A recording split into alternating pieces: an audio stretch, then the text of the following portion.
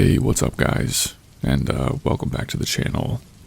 So tonight's video is Carnival horror stories, and I do just want to say this. Some of these stories remind me of some scenes in Final Destination 3, I think. I think that's the one with where they go to an amusement park and bad shit happens. Yeah, some of these stories remind me of that, which is also another reason why I don't like to go to too many carnivals or amusement parks, because I always think, oh, if I get on that roller coaster, some kind of bolt is going to pop out or something's going to happen to the track, and I'm going to die a horrible, horrible death. I don't know, that's just how I think sometimes. I will think in terms of Final Destination deaths, and whether I should or should not get on a ride or get on a plane or something like that. But yeah, some of these stories remind me of that film, so I hope you enjoy it. I think you're in for a treat. And without further ado, let's get into it. There's a story I've told 100 times, and every time I do, people think I'm making it up. But I swear it's all true. This happened at the local carnival where I was doing maintenance on the rides. It wasn't a glamorous gig, but it paid the bills, and I liked the people. Well, most of them. One guy, though, was something else entirely. We called him Timmy, though that wasn't his real name. He was the kind of guy who thought common sense was optional, always cracking jokes, always pushing boundaries, but he had this bizarre charm that made you tolerate him. He wasn't officially on the maintenance crew, but he somehow weaseled his way into helping out before the park opened. He was, for lack of a better term, our resident idiot. One of Timmy's jobs, because nobody else wanted it, was oiling the roller coaster tracks. This involved riding the coaster with an old school oil can and hitting certain parts of the tracks as the train went around.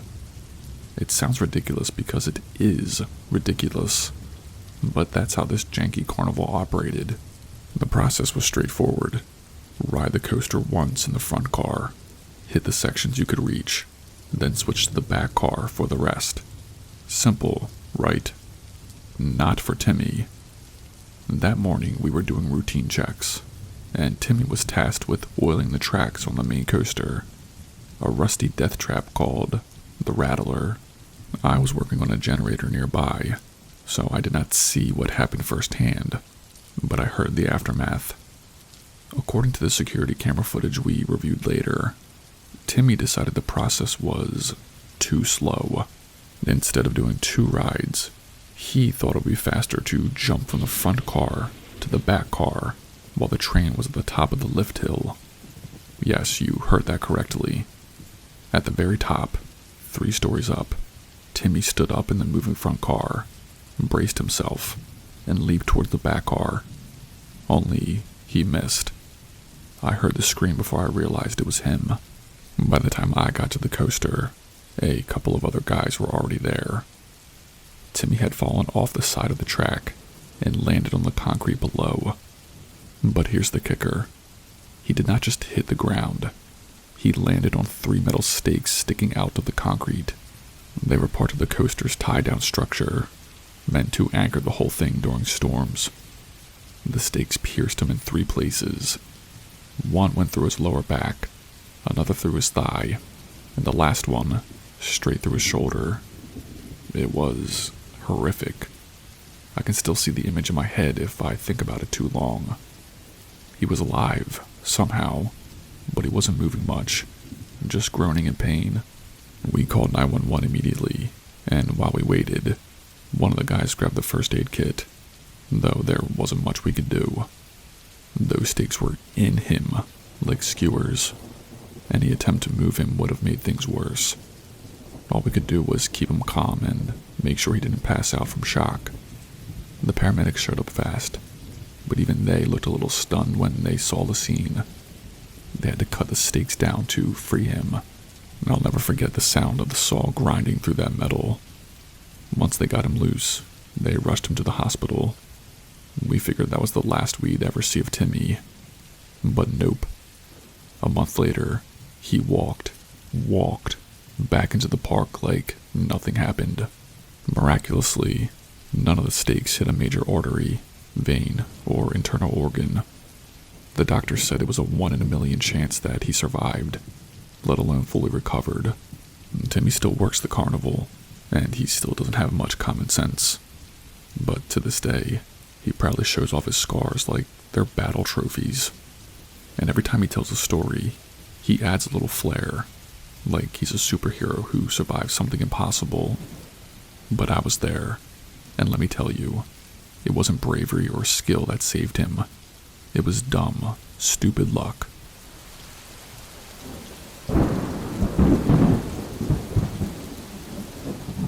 This happened a few years ago when I was working as a caricature artist at our local county fair. It was usually a pretty chill gig. You got to meet a lot of different people, and most of the time, everyone left happy with their funny little drawings. But one day, I had an experience that still makes me cringe every time I think about it. The setup was simple. We charged per person in the drawing. For a black and white headshot, it was $10 per person. So if 2 people wanted to be drawn together, it was $20 plus tax. I always made it a point of explaining the pricing clearly, especially if it was a group of people. That day, a dad and his son came up to the stand. They were in good spirits, laughing, joking, the kind of energy you like to see as an artist. The dad said they wanted a simple black and white headshot of the 2 of them. I explained the pricing very clearly, emphasizing that it would be $20 plus tax for the both of them. I even asked, "Are you okay with the total price?" just to make sure there was no misunderstandings. They both nodded enthusiastically, and the dad said something like, "Sounds great, let's do it." I got to work on the drawing. The son was probably around 8 or 9, and kept sneaking peeks at the sketch, grinning every time he saw me capture his dad's exaggerated features. The dad was cracking jokes about how his big nose was probably going to take up the whole page. It was actually fun, and I thought they were happy about how it turned out. Then came the part where I rang them up. I told them the total, $24 and some change after tax. And just like that, the dad's demeanor completely changed. The smile disappeared, and his voice turned cold. $24? What are you talking about? You said 20. I calmly explained the situation again, telling him that it was $10 per person, and the tax brought it to $24. I apologized if there was any misunderstanding, but reminded him that I had clearly explained the pricing beforehand, and he agreed to it. He wasn't having it. "No, you didn't. You're lying to me. You just want to squeeze a few extra bucks out of people like us." His voice got louder with every word, and soon he was yelling, "This is a ripoff. You prey on parents because you think we're stupid." But at this point, people in the area were starting to stare. I stayed calm and apologized again, but when I held the drawing back and told him I couldn't hand it over until it was paid for, he completely lost it. He threw a $10 bill at me, sneering, "That's all you're getting, you scam artist." Then he called me worthless, and said the drawing wasn't even good enough to charge for more. I was shocked, but I just wanted the whole thing to be over. I handed him the drawing, and wished him a good day, which was clearly the wrong move, because he immediately shouted, "Fuck you," loud enough to make half the fairgrounds turn around and look. What made it worse was his son. The poor kid was standing there the whole time, frozen, his face bright red. He wouldn't even look at me, probably out of sheer embarrassment. I felt awful for him. But the dad wasn't done. After grabbing the drawing, he started pacing in front of my stand, muttering to himself. Then he began yelling at customers who were approaching the stand, warning them not to get scammed by this ripoff. A few people hesitated and walked away because of him, which made me feel even worse. Finally, after about 20 minutes of this nonsense, fair security showed up and escorted him off the premises. He left cursing everyone out, his son trailing behind him like a shadow. I had to take an early break after that. I sat down with my lunch behind the stand and just cried. It wasn't so much about losing the money, though that did suck, but about how someone could be so nasty over something so small. And the fact that his son had to witness all of it. Heartbreaking. Anyway, that's my story. Working with the public can really test your patience. And if there's one silver lining, it's that at least I got a good story out of it.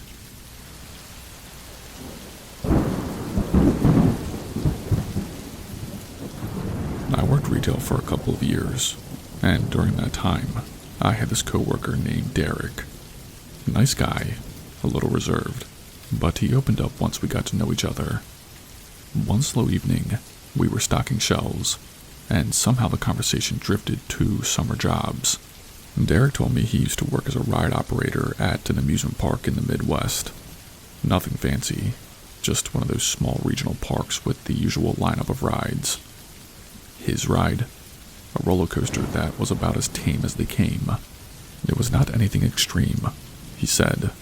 Think more family fun than thrill seeker. Then he paused, clearly debating if he should continue. Finally, he added, "But something happened there. I still think about it." He told me about this high school kid who came to the park with a group of friends the summer before. Derek remembered the kid because he was laughing and joking around in line, hyping himself up for the ride. He did not look nervous or anything, Derek said. Just a normal teenager having fun. The ride itself was uneventful. Derek started the coaster, watched it loop through its track like usual, and waited at the controls for it to pull back into the station. As the cars rolled in, the kids were still laughing and chattering, except for the one, the high school kid. He wasn't moving. Derek said he felt a cold weight in his stomach the moment he noticed. At first he thought maybe the kid had just passed out, but when he called out to him, there was no response. His friend started shaking him, yelling his name, and that's when everyone realized that something was seriously wrong. Derek radioed for the park's medics and climbed up to the car. He unbuckled the kid, got him onto the platform, and started CPR. I had no idea what I was doing, Derek admitted to me. We had basic first aid training, but this was different. He wasn't breathing. His skin felt wrong. The medics arrived within minutes and took over, but by then, the kid's friends were crying. Other guests in line were whispering and pulling out their phones. Derek just stood there, watching the medics work, his hand shaking. The kid was pronounced dead at the hospital. Turns out he had a congenital heart defect, Derek said. One of those conditions where you're not supposed to do anything that gets your heart rate up too high. Roller coasters, definitely on the no-go list.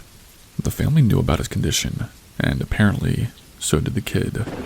He'd been warned, but his friends had dared him to go on the ride, and he did not want to back down. It made the local papers, Derek continued, and then the family tried to sue me and the park. They blamed me for not stopping him, for not noticing something was wrong before he got on the ride. Like I was supposed to know the medical history of every person in line. The lawsuit did not go anywhere. Derek said his lawyer made it clear that the warnings were posted everywhere. On signs, on the ticket, even on the safety video that played in the queue. The kid had chosen to ignore them. Still, the whole thing haunted Derek. "I know it wasn't my fault," he said, "but I keep thinking, what if I caught it earlier? What if I'd said something to him before he got on? Could I have stopped it?" That part hit me hard. I told him I remembered the story, because it made the news in my hometown. The kid had been getting ready to start at my old high school. And here's the kicker. His death wasn't the first in his family. He was the fifth of 6 siblings, and all but one of them had died young. Same heart condition. The last sibling doesn't have it, and I told Derek. He was the only one who got lucky. And Derek just nodded, his face grim. That warning about heart conditions, they don't put it there for fun. It was one of the most sobering conversations I've ever had. Derek eventually quit the park job and moved on, but he told me he still had nightmares about that day, about the way the kid looked when the ride pulled back into the station. And honestly, I don't think I'll ever look at those warning signs the same way again.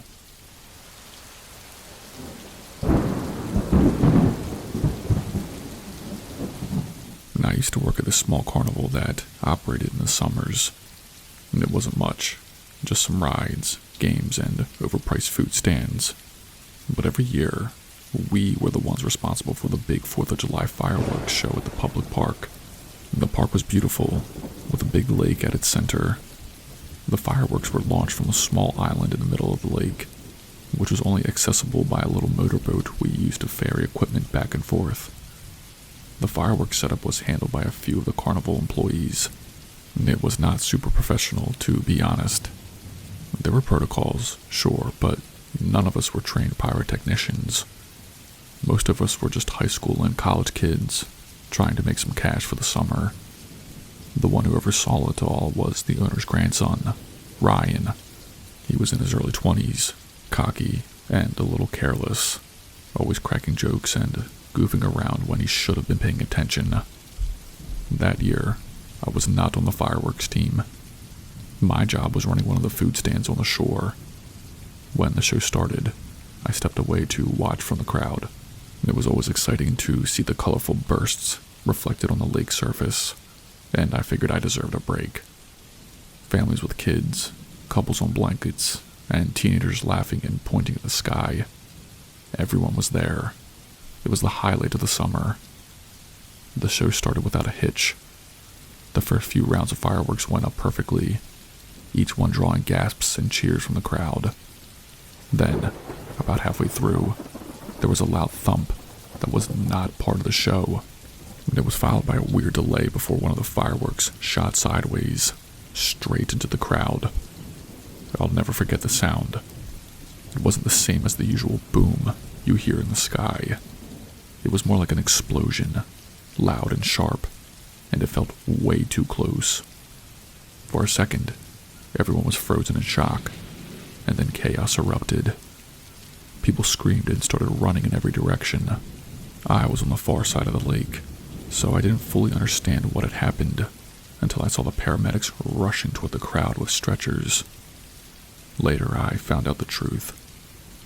One of the guys on the island had accidentally kicked over a rack of launch tubes while trying to adjust something. The tube fired just as it tipped, launching a mortar directly into the crowd. It exploded on the ground, sending sparks and shrapnel everywhere. Several people were injured, burns, cuts, that kind of thing. But the worst was a little girl, maybe 7 or 8 years old. She lost her hearing in both her ears permanently. Her parents were inconsolable, sobbing and shouting at anyone who would listen.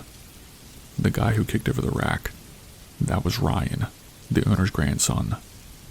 I heard he broke down crying when he realized what had happened. He was already dealing with the pressure of being the boss's kid, and this crushed him. He did not come back to work after that summer. Last I heard, he moved to another state to start fresh, but I doubt he's ever truly escaped what happened that night. As for me, I've never been able to enjoy fireworks the same way again. The sight of them makes my chest tighten, and every loud pop sends me back to that night. I can still see the explosion in my head, the way the crowd scattered, the screams, the glow of ambulance lights reflected off the water, and I can't stop wondering what that little girl's life is like now. Does she remember the sound of her parents' voices? Does she feel bitter every 4th of July? Or has she found a way to move on? I don't know why I'm sharing this now.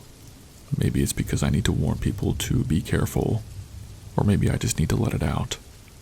Either way, thanks for reading. Stay safe out there.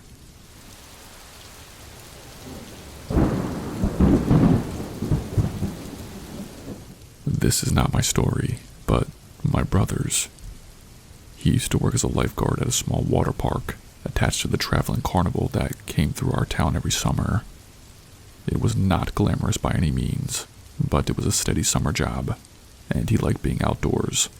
For context, this water park wasn't anything like the big-name parks you'd see on TV. It was a collection of basic slides and shallow pools that seemed hastily set up each year. The slides were those fiberglass ones with the sections bolted together. Every summer we'd joke about how sketchy the whole setup looked, but people still flocked to it. My brother worked at the top of one of the main water slides. His job was simple: wait for confirmation from the lifeguard stationed at the bottom of the slide before sending the next person down. It's a basic safety protocol to make sure the slide is clear. The thing is, not everyone followed it. One day, during the peak afternoon rush, my brother noticed one of his coworkers, a younger guy who had been hired that summer, being careless. The guy, let's call him Nick, wasn't waiting for confirmation from the bottom. He just waved people through, barely looking up from his phone. My brother confronted him about it earlier in the day, but Nick brushed him off, saying, "Relax, man, it's fine. Nobody's gonna get hurt." He could not have been more wrong. That evening, my brother was working the slide next to Nick when he heard a commotion. Nick had let a teenage boy go down the slide before getting the all clear. Unbeknownst to him, a smaller child, maybe 7 or 8, had gotten stuck halfway down. From what I was told, the smaller kid panicked, stopped sliding, and tried to crawl back up. The teenage boy came barreling down at full speed. The impact was brutal. My brother said you could hear the crack from where he was standing. The kid's foot caught at a terrible angle, and his ankle was snapped so badly that it was nearly hanging by the skin. People at the top slide started screaming, and my brother immediately radioed for the paramedics. Meanwhile, Nick just froze. He did not even try to help. He just stood there, pale and wide-eyed, as if he couldn't process what had happened. Miraculously, the smaller kid wasn't seriously injured, just shaken up and bruised, but the teenager's foot was completely mangled. My brother helped carry the kid off the slide and stayed with him until the ambulance arrived. He told me later that the kid was in shock, barely crying, just staring at his foot like it wasn't even his. The fallout was immediate. The water park shut down the slide for the rest of the carnival, and Nick was fired on the spot. But that wasn't the end of it. The teenager's family filed a lawsuit against the water park, and it dragged on for months. My brother had to give a statement as part of the investigation, and he told them everything he'd seen. How Nick had ignored safety protocols, how he was careless the entire summer. Nick, on the other hand, wasn't so lucky. Because of the lawsuit, he wasn't allowed to leave the area until the trial was over. The carnival had company accommodations for workers, and he was essentially stuck there. My brother said he ran into him once during that time, and Nick looked like a ghost of himself, paranoid, tired, and constantly muttering about how it wasn't his fault. The case eventually settled out of court, but the story stuck with me. The carnival does not advertise incidents like this, so you won't find any news articles or official reports, but everyone in town remembers it. The water park still comes back every year, but the slide where it happened has been permanently retired. My brother does not work there anymore. He says he can't even look at a water slide without thinking about that day. And honestly, I don't blame him. Sometimes, all it takes is one careless mistake to change someone's life forever. Hey, what's up guys? It's Spooky. If you've made it this far, congratulations, you survived. If you did not know, I have an Instagram.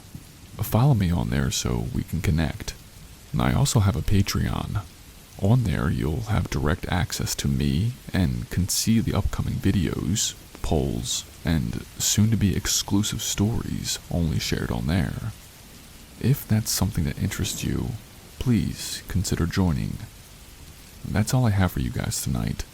Stay spooky and I'll see you in the next video.